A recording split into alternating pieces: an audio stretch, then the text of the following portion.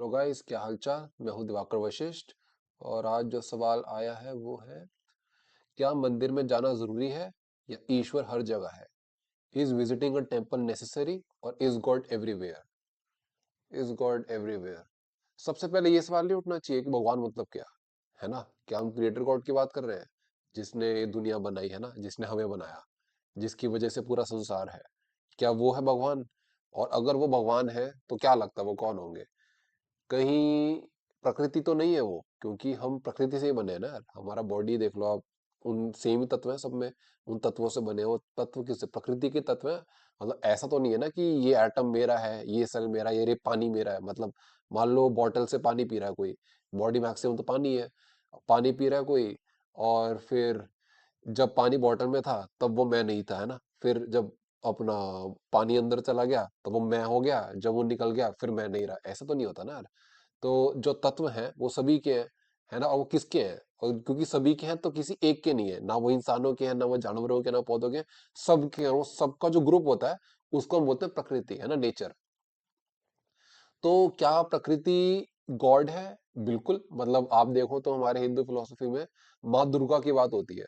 तो माँ Durga is equivalent to प्रकृति, है ना। उनके जो अलग अलग रूप देखोगे आप, है ना, कि अपना इतने जो रूप, इतने जो है ना, अपने 9 रूप के बात होती है ना, अलग अलग। मतलब उसका एसेंस ये है कि बेसिकली जो भी नेचर में है ना, हमको नेचर अलग अलग फॉर्म्स में दिखती है।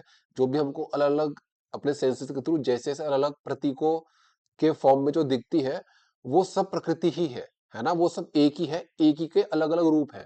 तो इसलिए जैसे हम माँ दुर्गा की पूजा करते हैं, है ना, जैसे वो उनको भगवान का दर्जा दिया गया है, इसका मतलब है कि हमने प्रकृति को भगवान का दर्जा दिया गया है। क्यों? क्योंकि प्रकृति से ही हम बने हैं। और जब इंसान अपने को ज्यादा स्पेशल समझता है ना, तो क्या होता है? तो होता है क्लाइमेट चेंज। अब आप क्लाइमेट चेंज का यार देख लो कि क्यों हो रहा है, क्या हो रहा है। जैसे डिफोरेस्टेशन हो गया, है ना, या जानवरों को मारना, चाहे खाने के लिए, चाहे आपको अलग अलग सब्सटेंसेस के लिए, है ना, चाहे अपना फॉसिल फ्यूल्स हो गया, तो वो भी प्रकृति का ही पार्ट है ना यार। तो जब इंसान अपने को ऊपर रख के बाकी जो भी उसकी सराउंडिंग्स है उसको अपने से नीचे मानता है ना, उसका सोचता है कि यार मैं ऊपर हूँ तो मेरे मेरे खुशी के लिए जो भी हो सबको मैं लपेट लूंगा, है ना। जो भी है सब मेरे लिए ही तो, मैं तो दुनिया मेरे लिए ही तो बनी है भाई, है ना। तो उसका मेरे अलावा कोई दुनिया में एग्जिस्टेंस छोड़ना है कोई किसी चीज का। मतलब मेरे भोग के लिए ही हर चीज बनी है, मेरे कंजम्पशन के लिए। तो भाई ये जो है ना, ये प्रकृति का बेइज्जती करने वाली बात है। Basically we are insulting the nature, ये ऐसा करके। ठीक है ना। तो प्रकृति पूजने का मतलब, प्रकृति के सामने हाथ जोड़ने का मतलब ये है कि समझना कि प्रकृति से ही हम बने हैं। और अगर हम चाहते हैं कि हमको काली माँ का रूप नहीं देखना, है ना, काली माँ का हम जानते हैं कि उनको कोरिलेट किया जाता है गुस्से से, है ना, कि वो मतलब युद्ध से, कि बेसिकली एक रौद्र रूप जो होता है ना, दुर्गा माँ का। तो इसको अपना काली माँ के फॉर्म में वो एक प्रतीक है कि अगर आप नेचर से छेड़खानी करोगे ना, अगर आप नेचर को इज्जत नहीं दोगे, पूजा मतलब इज्जत ही होता है, इज्जत देना, है ना, कि उसको समझना कि हम इस चीज का एक पार्ट है, एक छोटा सा पार्ट है। तो अपनी औकात में रहना चाहिए, ठीक है ना। जब इंसान खुद को बाकियों से ऊपर समझता है, तो फिर वो प्रकृति में खुद को ऊपर, मतलब उसके हिसाब से तो प्रकृति उसके हिसाब से चलेगी ना, है ना। वो सेंटर बन गया प्रकृति का, तो भाई वो कलेश ही करेगा। तो फिर आप क्लाइमेट चेंज का जो एसेंस है ना, इसी में ये कि हमने मंदिर में पूजा कर ली, हमने ईश्वर की पूजा कर ली, जो भी हमारे दिमाग में ईश्वर की छवि है। लेकिन अगर हम ईश्वर को वो मानते हैं जिसने हमको बनाया, जो जिसने संसार को बनाया, जो कि प्रकृति हम उसी का ही आदर नहीं कर रहे, तो ये कौन सी पूजा हो रही है ना। ये पूजा का फिर सेंस है या नहीं है? क्योंकि अगर जो पूजा हो रही है तो वो तो कॉन्ट्रैक्ट हो गया ना, बिजनेस कॉन्ट्रैक्ट है वो, कि मैंने ये किया, है ना। वो पिछले 2 वीडियो में बोल चुका हूँ मैं, है ना, 2 नारियल दे दिए, अगरबत्ती से ये कर दिया। तो अगर सिर्फ यही पूजा है, कुछ उसका आदर कर नहीं रहे प्रकृति का, तो भाई अब आप खुद देख लो कि यार अपना इंडिया में नदियों की पूजा करते हैं, है ना, गंगा नदी, है ना, जो भी इतनी सारी नदियां, हम तो मतलब लैंड ऑफ गॉड्स कहा जाता है इंडिया को तो मतलब नदियों का कितना बुरा हाल हो रखा है, हवा का कितना बुरा हाल हो रखा है। तो ये जो क्रिएटर गॉड है उसकी बेइज्जती नहीं कर रहे, लैंड ऑफ गॉड्स में है हम, लेकिन वहीं पे सबसे बुरा हाल वहीं पे हो रखा है। तो भाई इससे बड़े तो पूजा अब छोड़ो, बोलूंगा तो फिर बुरा लगता है लोगों को। लेकिन भाई मतलब सेंस बनना चाहिए हर चीजों का, है ना। जैसे चल रहा है वो हाल अच्छा नहीं है।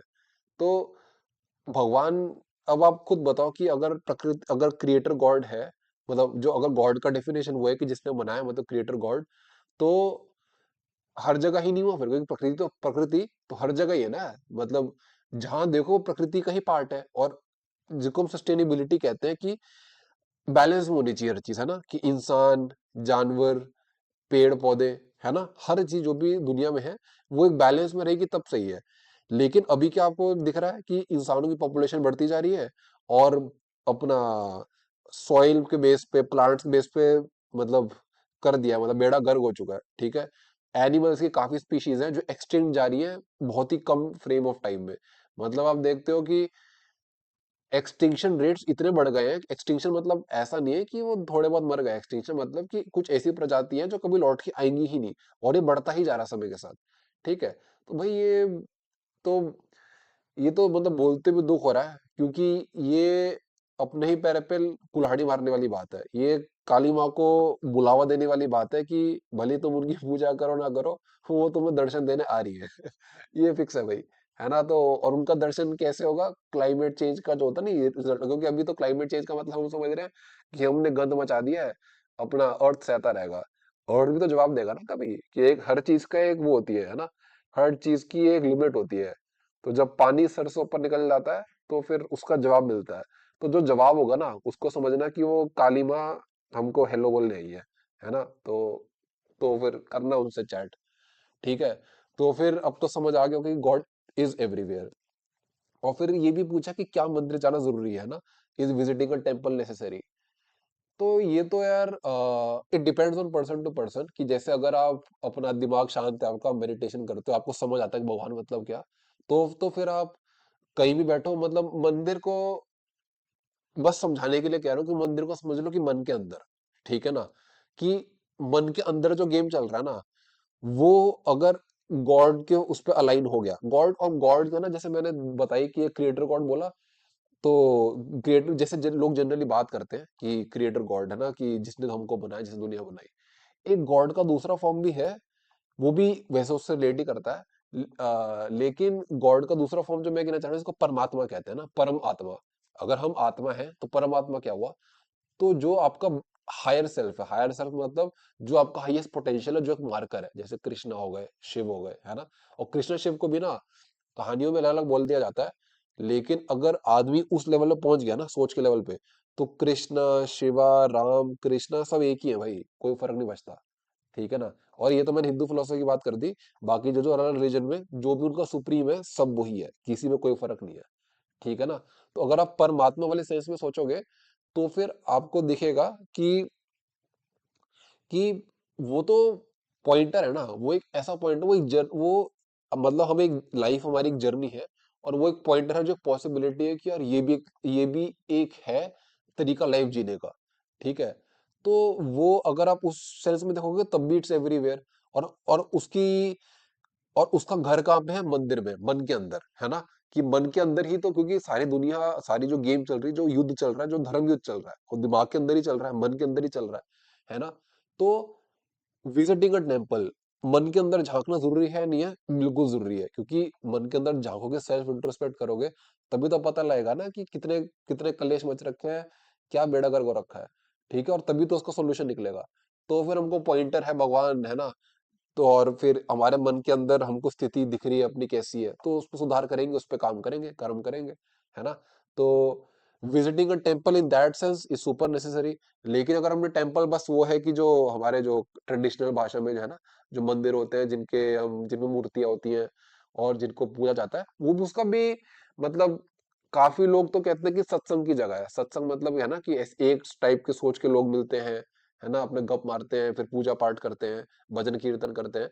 तो ठीक है, मतलब अगर आपका एनवायरनमेंट घर पे ऐसा है कि आप नहीं सोच पा रहे गहरा, तो यू कैन विजिट टेम्पल, है ना। वहां पे आप पूजा पूजा पाठ में पूजा पाठ से आप अपना ओरिएंट करो अपने दिमाग को, है ना, एक डायरेक्शन में लेके आओ, और फिर थोड़ा गहरा जाओ। लेकिन अगर बस हाथ जोड़ के आ गए और कुछ, मतलब बस होता नहीं कि मतलब एक बिजनेस ट्रांजैक्शन करके आ गए कि ये मेरा काम हो गया तो तू है, वरना मैं नहीं मानता, मत मानो भाई, क्या फर्क पड़ रहा है। लेकिन अपना अगर आप वहां जाके अपना मन आपका मन शांत हो रहा है, फिर आप और गहरा सोच पा रहे हो, आप अपने हाईएस्ट पोटेंशियल को देख पा रहे हो कि यार ये एक पॉसिबिलिटी है, मेरे को ऐसा बनना है, आप भगवानों से इंस्पायर हो रहे हो, तो आप ये इट्स मतलब it's a good idea to visit temple, है ना। लेकिन जो लोग अपना जो घर पे ही जिनका अपना एनवायरनमेंट सही है ना, मतलब आपका घर पे ही आप सोच पा रहे हो, आप देख पा रहे हो साफ साफ, आप सत्य के संग हो। और हाँ, सत्संग वाली बात जो मैंने बोली थी कि टेम्पल लोग जाते हैं सत्संग के लिए, सत्संग मतलब क्या, सत्य के संग। सत्य के संग तो आप हर क्षण में हो सकते हो ना, आपको बस खुद के साथ सच्चा रहना है, ऑनेस्ट रहना है आपको अपने साथ। तो ये सत्संग वाली गेम है कि अगर आप खुद के साथ ऑनेस्ट हो, आप ऑनेस्टली खुद को देख रहे हो कि मैंने जो जो भी मैं एक्शन कर रहा हूँ, उसके पीछे क्या डिजायर है मेरा, क्या फियर है मेरा, है ना। प्यार है या सिर्फ अपना लालच के दम पे ही दौड़े जा रहे हैं आगे। तो अगर आदमी सत्य खुद के साथ सच बोल रहा है, खुद के साथ वो ऑनेस्टली अपने को एनालाइज कर रहा है, अपनी लाइफ अपने डिसीजंस, तो सत्संग में ही है वो, तो वो मंदिर में ही है। ठीक है, मंदिर में फिजिकल जाना वो नहीं होता कि वहां चले गए, है ना, मंदिर हो, गुरुद्वारा हो आपका, है ना, ये आपका ये मस्जिद हो, कोई भी जगह हो, कोई भी स्थल हो, धर्म स्थल हो, है ना, इनकी इंपॉर्टेंस है, बिल्कुल है। लेकिन अगर आप वहां जाके भी अगर आपका मन अशांत है, वहां जाके भी अगर आप लालच में ही अपना सोच रहे हो, तो फिर उनकी वैल्यू खत्म हो जाती है। लेकिन अगर आपका वहां जाके मन शांत हो रहा है, आप और जो है ना, जो लोग अच्छा कर रहे हैं, जो लोग दिमागी रूप से खुले हैं, जो धर्म की राह पे चल रहे हैं, हम उनसे मिल रहे हो, उनसे बात करके आपका और आपका विजडम बढ़ रहा है, आपका नजरिया बदल रहा है दुनिया को देखने का, आपका मन शांत हो रहा है, आपका दिमाग खुल रहा है ना, तो बिल्कुल जा सकते हो, ऐसा कोई दिक्कत नहीं है जाने में, है ना। और ऐसा भी नहीं कि नहीं गए तो पाप हो गया, ऐसा भी नहीं है।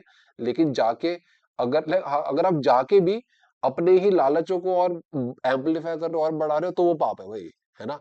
लेकिन अगर जाके आपको ऐसा एनवायरनमेंट मिल रहा है जो आपके लिए ही, आपकी ही बेहतर के लिए है, तो बिल्कुल मतलब बिल्कुल जाने में कोई दिक्कत नहीं है ना।